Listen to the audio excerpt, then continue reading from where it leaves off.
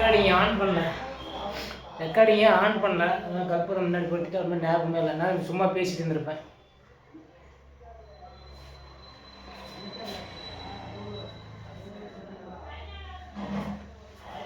Okay ஆகுது. 10 10 10 10 40 44வது நாள். 44வது நாள் இன்னைக்கு 5வது முறையாக சைக்கிள் பேரணி ஒருக்காக தொடங்கலான்னு பார்க்குறேன். தள்ளி போயிட்டே இருக்குது. கொரோனா காலகட்டத்திலேருந்து தள்ளி போயிட்டே இருக்குது. இந்த செல்ஃபோன் எல்லா பசங்க அடிமையானதுனால யாருமே வரமாட்டேங்கிறாங்க. யாருமே எனக்கு நோக்கம் கொடுக்க மாட்டேங்கிறாங்க.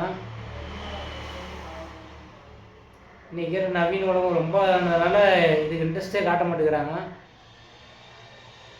இன்னும் 34 நாள் தான் இருக்குது.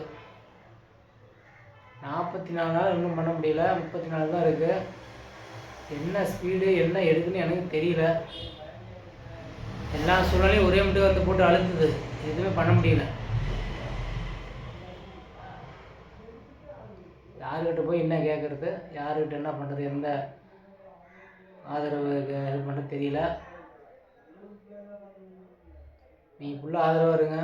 அவங்க நம்பி தான் டெய்லி போட்டு விட்டுட்டுருக்குறேன். டெய்லியும் கேட்குறானுங்க என்னடா கேட்டுக்கிட்டே இருக்கட்டும். இது ஒரு தரம்.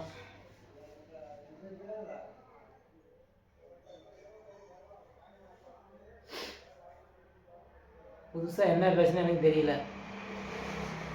இன்றைக்கி விநாயகர் சதுர்த்தி முடிஞ்சிருச்சு. எப்படின்னு சேலை கொண்டு போவாங்க. இது ஒரு 2-3 நாள் இப்படியே இருக்கும். யார் சொன்னால் கேட்க மாட்டாங்க. அடுத்தது ஒரு பெரிய ஒரு மாநாடு வருது. அதுக்கெல்லாம் இளைஞர் பட்டவங்களும் ரெடியாக இருப்பாங்க.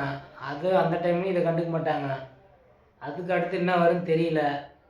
இவர் பிறந்தநாள் வரும்போது எந்த நிகழ்ச்சியும் பெருசாக பண்டிகை இல்லாஇருந்தால் எல்லாரோட மக்கள் கவனமும் இவர் மேலே வரும். இதே ஒன்று நம்ம தமிழ்நாட்டுக்குள்ளே பெரிய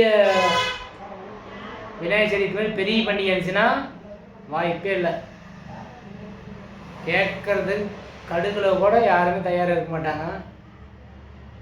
நானே சும்மா ஏதோ போன வழி போகிற மாதிரி போயிட்டு வந்தால் தான் அந்த டைமில் எதுவும் வராத இருக்கணும். எந்த பண்டிகையும் இல்லாத இருக்கணும். இந்த அக்டோபர் 15 எந்த பண்டிகை இல்லாத இருக்கணும். அதுக்கு நீ முதல்ல கால் ஊனணும். இதுக்கு இறங்கி ஃபுல்லாக பண்ணிக்கிட்டே இருந்தீங்கன்னா அனுப்பிவிட்டு இருந்தீங்களா எல்லாம் பார்க்க ஆரம்பிப்பாங்க. எப்படி பண்ண என்னன்னு தெரிய மாட்டேங்குது. படிக்காமல் நம்ம